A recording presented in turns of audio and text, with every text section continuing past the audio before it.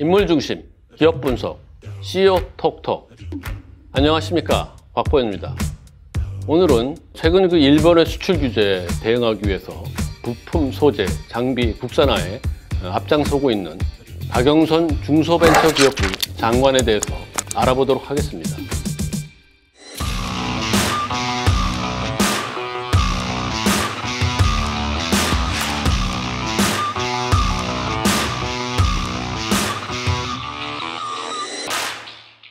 네, 그 존재감이 미미했던 중기부가 일본의 수출 규제로 인해서 소재, 부품, 장비 국산화의 핵심 부처로 떠오르고 있습니다. 더불어서 중소벤처기업부를 이끌고 있는 박영선 장관도 다시 재조명을 받고 있습니다. 구체적으로 어떤 일을 하는지는 내용들이 많기 때문에 다음 시간에 좀 살펴보기로 하고요. 오늘은 박영선 장관이 왜 총선 출마까지 포기하면서 중소벤처기업부 장관으로 남아있고 다음에 가지고 있는 목표가 무엇인지 비즈니스포스트 류근영 기자와 함께 이야기를 나눠보도록 하겠습니다. 안녕하세요. 비즈니스포스트 기업정책부 류근영 기자입니다. 예, 박영선 장관은 내년 총선까지 불출마를 선언하고 중기부 장관의 자리를 지켰습니다. 그 다음 스텝이 굉장히 궁금해지는데요. 과연 그 박영선 장관이 대선으로 직행하는 그런 스텝을 밟을까요?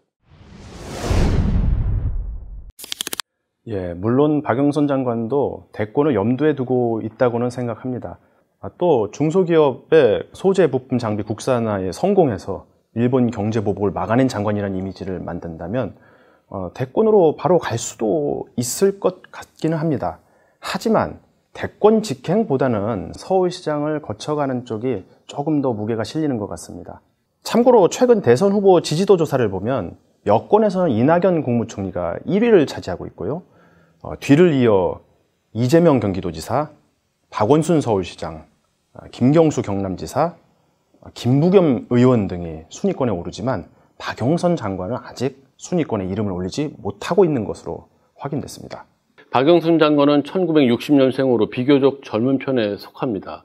그리고 그 이후에도 사실 대선에 나갈 기회가 있기 때문에 서울시장을 먼저 거쳐서 그 다음에 대선으로 가는 이런 행보를 밟을 수도 있겠네요.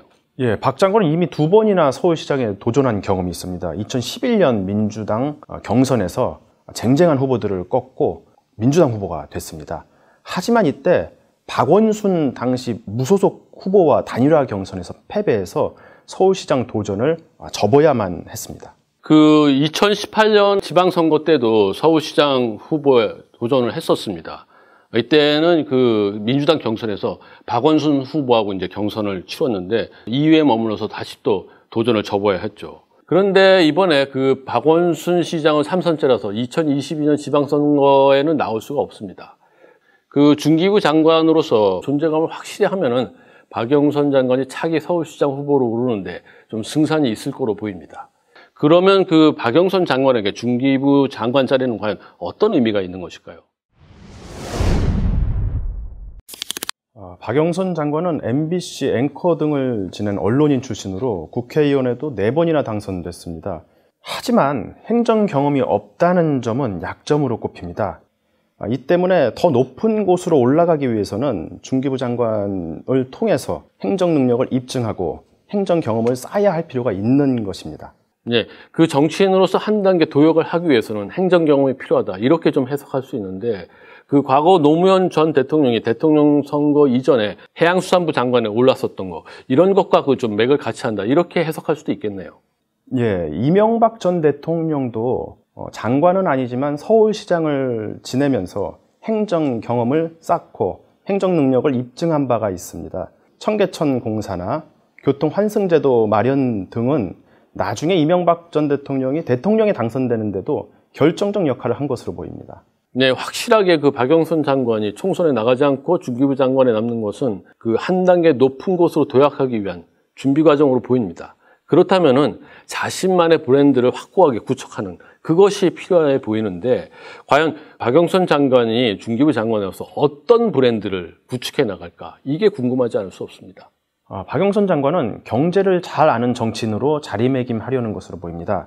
문재인 정부 초기만 하더라도 국민들이 사법개혁, 적폐청산 등의 사회개혁에 관한 열망이 높았는데 이제 그 관심이 경제 쪽으로 옮겨지고 있는 것 같습니다. 이 때문에 박영선 장관은 경제 쪽에서 자기 브랜드를 구축해 다른 잠재적 대선 경쟁자들과 차별화를 꾀할 것으로 예상됩니다. 그렇군요. 이번 그 개각을 하면서 여성 그리고 또 국회의원 출신 장관들 이런 게 필요하다. 이게 그 문재인 대통령이 세운 어떤 방침이었는데 그 박영선 장관이 여성이라는 점, 이 점도 굉장히 고려한 거겠죠? 네. 하지만 현재 여성 국회의원은 전체의 17%인 51명, 지역구 의석만 보면 253석 중 26석만을 차지하고 있습니다.